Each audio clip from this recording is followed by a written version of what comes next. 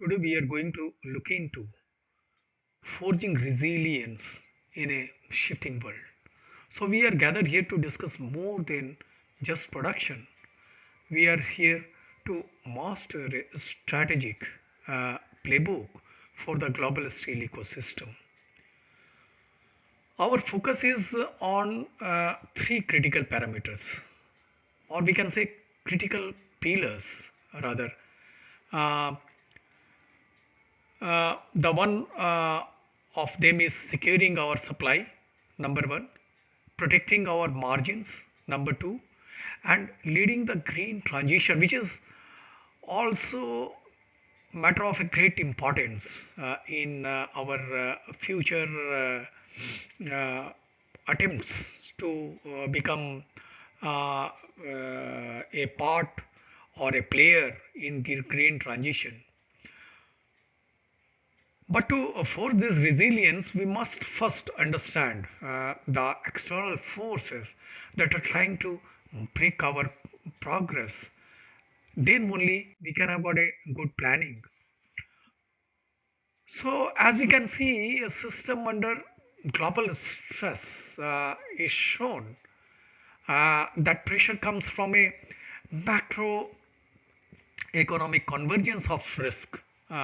Today, geopolitical fictions threaten 3% of global iron ore, while energy spikes from the rerouted vessels risk more than 20% of global LNG supplies. And all these creates a freight and margin squeeze that inflates cost for producer in world total world. And for India, this global stress create a unique challenge we call the Atmanirbhar Paradox. So the Atmanirbhar Paradox, uh, which is about the paradox, which is simple. Our ambition is massive, yet our foundation is vulnerable. We are scaling towards a 300 million ton capacity target by 2030, as it is very clearly shown in the slide, which will drive a demand for nearly 140 million ton of coking coal. However, the reality is that more than 90%, to the precise, around 94% of our current requirement are met by the imports. And this structural deficit exists because our growth is outpacing our internal ability to produce high quality coal. And this has becomes to be a very big handicapness in a segment of steel making. And the what is that bottleneck? And bottleneck is basically a beneficiation bottleneck. So you might ask, why cannot we just use more domestic coals? The answer is the beneficiation bottleneck, as we have already discussed. While we extract over 66 million ton of raw coal, high ash and sulfur content combined with the underperforming washeries leaves us with only around slightly more than 5 million ton of usable uh, steel grade metallurgical coal. So, to break this bottleneck, we must triple our vast coal output to 15 to 18, maybe around 20 million ton by 2030. And until then, we remain trapped by the high cost of the global market, as it is already shown that more than 90% imports we are performing abroad, Australia, Russia, Mozambique, Indonesia, and many more. Now, uh, as for the escaping the margin trap is concerned, this reliance create a value chain where Indian steelmaker bear highly inflated cost Beyond the extraction cost, we pay exporter margin of 60 US dollar to 140 US dollar per ton plus additional logistic and currency fluctuation also. So our solution is a solution pivot, acquiring overseas mining assets via FDI to bypass these margins and uh, capture value directly at the source.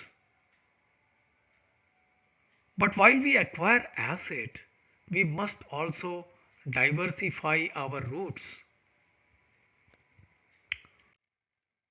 So the origin diversification matrix is concerned, the resilience requires multi-origin blending, not a single silver bullet.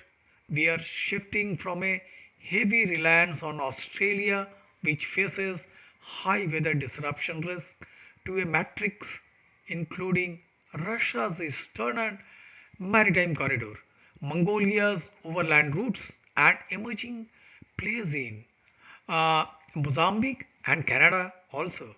So, by diversifying our corridor, we bring a base that can withstand any single localized shock. But physical supply is only half the battle. We also need a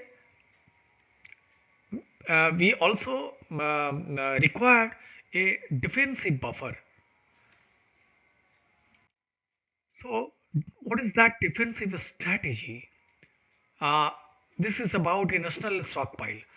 Our first line of defense is the establishment of strategic national stockpiles.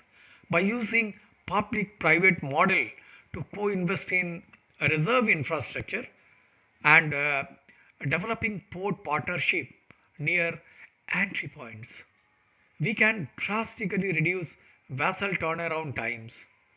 This system, supported by mandated stockholding norms, ensuring domestic production is more insulated from the sudden geopolitical shocks. Like we have many fresh examples presently available. So once the physical supply is buffered, we must shield our capital, and this will be a added advantage in securing our targets in a better and confident way. Now, coming to the defensive strategy number two, which is about the hedging shield. Our second defense pillar is the hedging shield. So, in 2024 alone, spot prices swung from 230 US dollar to 430 US dollar per ton. So financial instrument like uh, futures and swaps are not for speculations, they are for capital preservation also. So hedging allow us to lock in margin, certainly regardless of market spikes, freeing up the capital we need for uh, much more innovations also. So this financial agility is fueled by better market data. So anchoring the market is uh, all about the CI/CCI mechanism. So to stabilize the market, we are maturing the CI/CCI index. This engine tracks port prices and domestic data to provide transparent price discovery and fair long-term contracting. So by broadening its coverage and integrating it with the commodity exchanges, we close the maturity gap, and this is going to give our industry a very reliable domestic benchmark. So with these defenses in the place, we can move to our offensive reforms, and which are mostly uh, required. So the offensive playbook for reform. What are these? Our offensive playbook focuses on three structural pillars: washery developer operators model to unlock private efficiency, market liberalization with 100% FDI, and first mile connectivity FMC. So we have 39 targeted infrastructure projects to eliminate transit bottlenecks through mechanized conveyor system. These reforms modernize the industry's bones, but technologically will modernize its brain also. So uh, one of them is the digital mining and optimizing the yield. We are entering the era of digital mining where AI processes 500,000 data points uh, to slash task times from 24 hours to just 2. So, through autonomous haulages, laser based quality analyzer, and AI driven blending optimization, all these can help tremendously in stabilizing furnace performance while minimizing our ecological footprint. So, this technological leap are basically a breeze or a connectors that lead us towards our ultimate goal of sustainability also. And it is a huge milestone, and we have to put all effort in these achieving these sustainability goals. So coming to the now navigating towards the decarbonization timeline, we must navigate the transition X curve. Uh, so while traditional blast furnace reliance will slowly decline, it will still represent over 50% of the mix in 2050. So, uh, however, the rise of electric arc furnaces and hydrogen DRI is curving toward, upward to dominate the sector as we move towards our 2070 target about net zero target. So to meet this timeline, we are evaluating multiple green pathways. Now coming to all those about multiple green pathways uh, are we can see that our path forward includes a scrap-based EAF, which is supposed to be very important, and which can deliver around 30 to 60% emission reduction, and carbon capture for our legacy plants. And this is also going to pay us in a big way of this sustainability and our meeting the targets of 2070.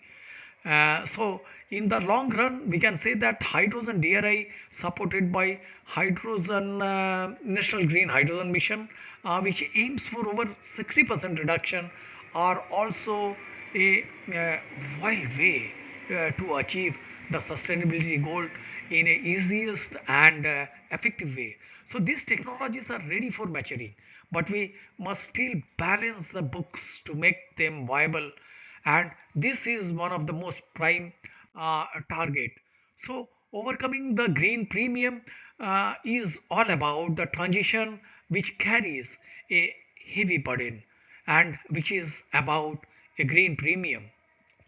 So high cost for green hydrogen and informal scrap infrastructure are the significant struggle, and undoubtedly these are the biggest hurdle we can say. However, we have a powerful counterweights including European Union CBAM compliance and penalties forcing the global parity, and aggressive R&D funding and PLI subsidies also. So as these economics of the scale mature, the economics of green steel will finally balance out. Uh, so now coming to the synthesis, the resilient about resilient steel flywheel. we can say that true self-reliance is not achieved through isolation. Uh, it is not possible, but through the seamless integration of the resilient steel flywheel. And when we combine secure sourcing with the market stability and sustainable technologies, as we discussed earlier, we create a continuous cycle of growth. And by mastering these strategies, India will not just survive the global shift, we will also lead it globally.